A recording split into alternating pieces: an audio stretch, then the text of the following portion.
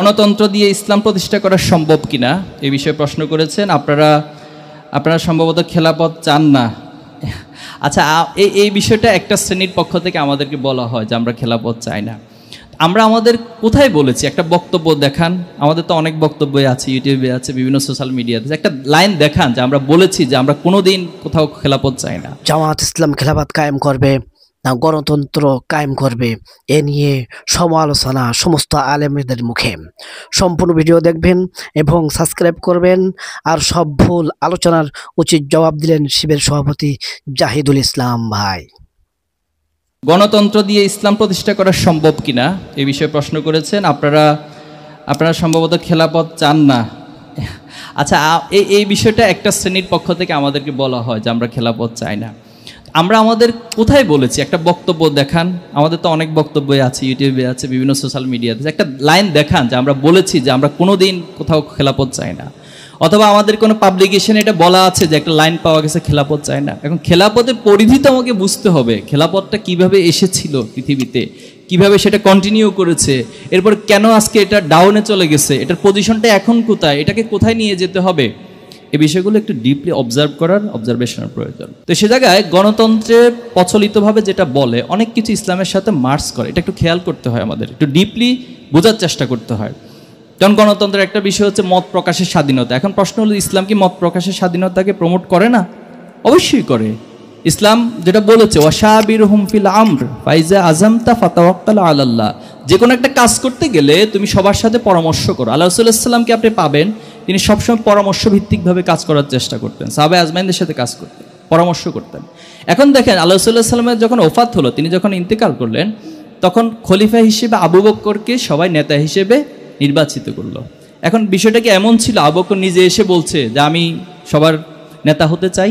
এমন বলেন নাই। তাহলে কিভাবে করা হয়েছে? সেখানে কি বাংলাদেশের মতো এভাবে করে ভোটিং সিস্টেম ছিল?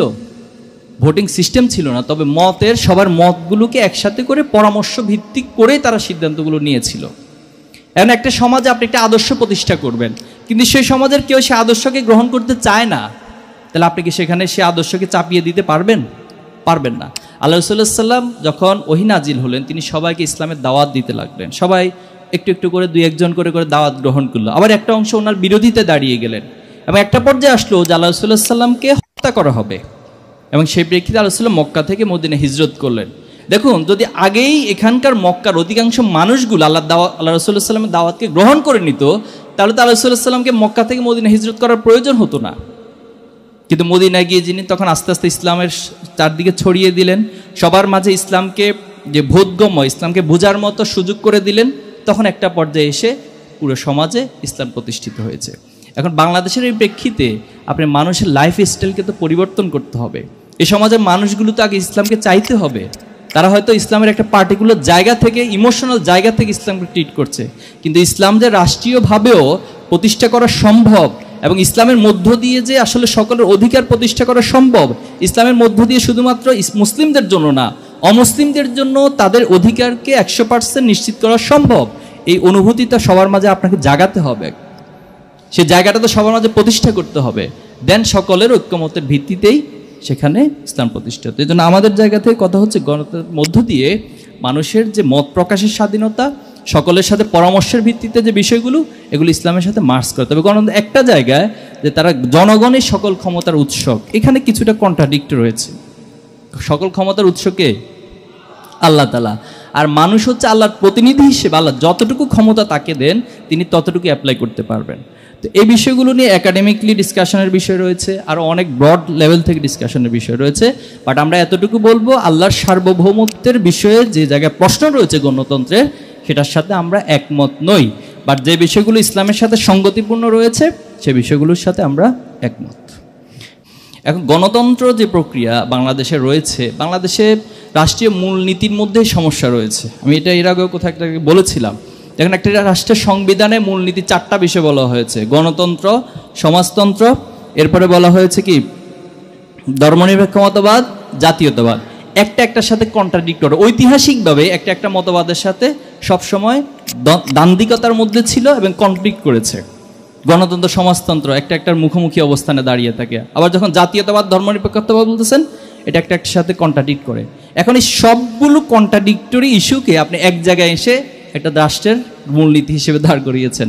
এখানে কোনো কিছু আসলে তার প্রপারলি কাজ করবে না, এটাই খুব স্বাভাবিক, এটাই খুব সায়েন্টিফিক এবং এটাই হয়েছে। আমরা আসলে কোনমুখী, আমাদের জাতীয় আদর্শ কি, এটা আমরা স্পষ্টভাবে কিছু বলতে পারি না এবং আমাদের জাতীয় ঐক্যগুলো তৈরি হয় না। এক একজন এক এক দিকে একটা ডাইভার্স মোডে সবসময় থাকে। মানুষের মতের ভিন্নতা থাকতে পারে, একটা ইস্যু যখন আসবে আপনি একটা মত দিবেন, উনি একটা মত দিবে, আরেকজন আরেকটা মত দিবে, কিন্তু দিন শেষে তো অন্তত সবাই কিছু ইস্যুতে এক ঐক্যবদ্ধ হতে হয়, নাহলে তো একটা সমাজ চলতে পারে না, একটা রাষ্ট্র চলতে পারে না। কিন্তু আমরা ঐতিহাসিকভাবে সবসময় কন্ট্রাডিক্টরি একটা জায়গা থেকেই এই রাষ্ট্র পরিচালনা হচ্ছে। বিশ্ব রাজনীতি পরিস্থিতিতে শিবিরের অবস্থান কি? আমরা কি বাংলাদেশের মধ্যে সীমাবদ্ধ থাকব? আসলে এখন যে গ্লোবাল ভিলেজের যুগে আমরা বসবাস করছি, এখানে একটা মানুষ শুধুমাত্র কোনো একটা পাড়ার নয়, তিনি শুধুমাত্র কোনো একটা অঞ্চলের নয়, কোনো একটা দেশের নয়, তিনি এখন ওয়ার্ল্ড যে ভিলেজ সেটার একটা নাগরিক হিসেবেই জীবন পরিচালনা করে থাকেন। তো সে জায়গা থেকে বাংলাদেশে যে ইস্যু হয় আমরা সেটা নিয়ে কাজ করি। এছাড়া ইপসু যে ওয়ার্ল্ড অর্গানাইজেশন রয়েছে সেখানেও আমরা সেটা সদস্য হিসেবেই কাজ করি। বার্ষিক বিভিন্ন কনফারেন্স সব বিভিন্ন ইস্যুতে আমাদের সবার সাথে যোগাযোগ রয়েছে এবং আমরা কোঅপারেশন করি। আমরা মালয়েশিয়া, তার কিছু বিভিন্ন জায়গায় যখন যেখানে কনফারেন্স হয় এবং আমাদের সদস্য সম্মেলনও বাংলাদেশের বাইরের বেশ কিছু সংগঠন, ছাত্র সংগঠন, ইউথ অর্গানাইজেশন তারা আসে। তো এভাবে করে আমাদের ভিতরে একটা কোঅপারেশনের মধ্য দিয়ে আমরা আমাদের কাজগুলো পরিচালনা করি। বাংলাদেশের প্রেক্ষাপটে একজন মেয়ে রাজনীতিতে যোগ দিলে কতটা নিরাপদ থাকতে পারে? তো আমাদের যেটা কনসেপ্ট, বাংলাদেশে তো টোটাল এখন যেটা রেশিও প্রায় অলমোস্ট 50%, পুরুষ 50%, মহিলা 50%, এবং কিছু কিছু ক্ষেত্রে মেডিকেল এবং ইঞ্জিনিয়ারিং সহ বিশ্ববিদ্যালয়গুলোতে পার্টিকুলারলি দেখা যায় যে মেয়েদের রেশিওটা একটু বেশি, একটু বেড়ে গিয়েছে। তো এখান থেকে যে ছাত্রীদের বিশাল একটা গোষ্ঠীকে আপনি যদি পলিসি মেকিংয়ের বাহিরে রাখেন তাহলে আসলে রাষ্ট্রের পলিসিগুলো যথাযথভাবে হবে না বলে আমরা মনে করি। তো সে জায়গা থেকে আপনি